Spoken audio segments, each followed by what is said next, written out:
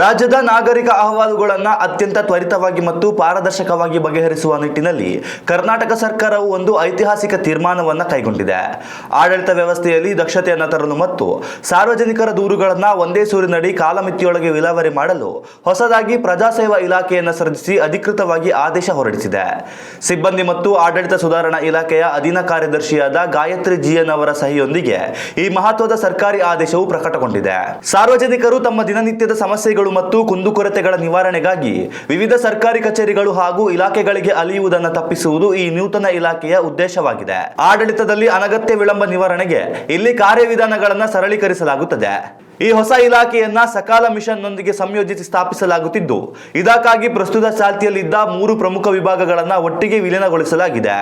ಸಿಬ್ಬಂದಿ ಮತ್ತು ಆಡಳಿತ ಸುಧಾರಣಾ ಇಲಾಖೆಯ ಆಡಳಿತ ಸುಧಾರಣೆ ವಿಭಾಗ, ಈ ಆಡಳಿತದ ಅಡಿಯಲ್ಲಿ ದೂರುಗಳು ಮತ್ತು ಕುಂದುಕೊರತೆಗಳ ವಿಭಾಗದ ಎ ಮತ್ತು ಬಿ ಶಾಖೆಗಳು ಹಾಗೂ ಸಕಾಲ ಮಿಷನ್ ಅನ್ನ ನೂತನ ಇಲಾಖೆಯಲ್ಲಿ ವಿಲೀನಗೊಳಿಸಲಾಗಿದೆ. ಇದರಿಂದಾಗಿ ಹಾಲಿ ಇರುವ ಜನಸ್ಪಂದನ ವ್ಯವಸ್ಥೆಯು ಮತ್ತಷ್ಟು ಬಲಗೊಳ್ಳಲಿದ್ದು, ನಾಗರಿಕ ತೃಪ್ತಿಯೇ ಮಾನದಂಡವಾಗಲಿದೆ.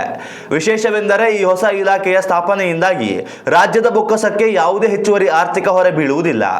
ವಿಲೀನಗೊಂಡ ಇಲಾಖೆಗಳಲ್ಲಿ ಸೃಜಿಸಲಾಗಿದ್ದ ಹುದ್ದೆಗಳನ್ನೇ ಇಲ್ಲಿಗೆ ಮರುಹೊಂದಾಣಿಕೆ ಮಾಡಲಾಗಿದೆ.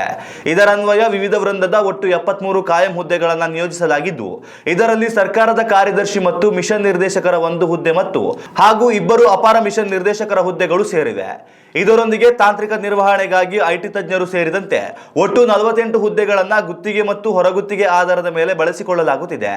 ಒಟ್ಟಾರೆಯಾಗಿ ಸರ್ಕಾರದ ಈ ಮಹತ್ವದ ನಿರ್ಧಾರದಿಂದಾಗಿ ಜನಸಾಮಾನ್ಯರಿಗೆ ಒಂದೇ ವೇದಿಕೆಯಲ್ಲಿ ಅತ್ಯಂತ ವೇಗವಾಗಿ ಹಾಗೂ ನಿಗದಿಪಡಿಸಿದ ಅವಧಿಯೊಳಗೆ ನ್ಯಾಯ ಸಿಗುವಂತಾಗಲಿದೆ. ಉತ್ತಮ ಸಂಸ್ಕಾರಯುತ ಶಿಕ್ಷಣದೊಂದಿಗೆ VSS English medium CBSE school Udupi Muddur.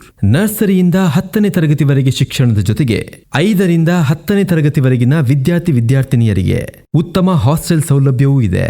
ನಿಮ್ಮ ಮಕ್ಕಳ ಪ್ರವೇಶಾತಿಗಾಗಿ ಈ ಸಂಖ್ಯೆಗೆ ಕರೆ ಮಾಡಿ.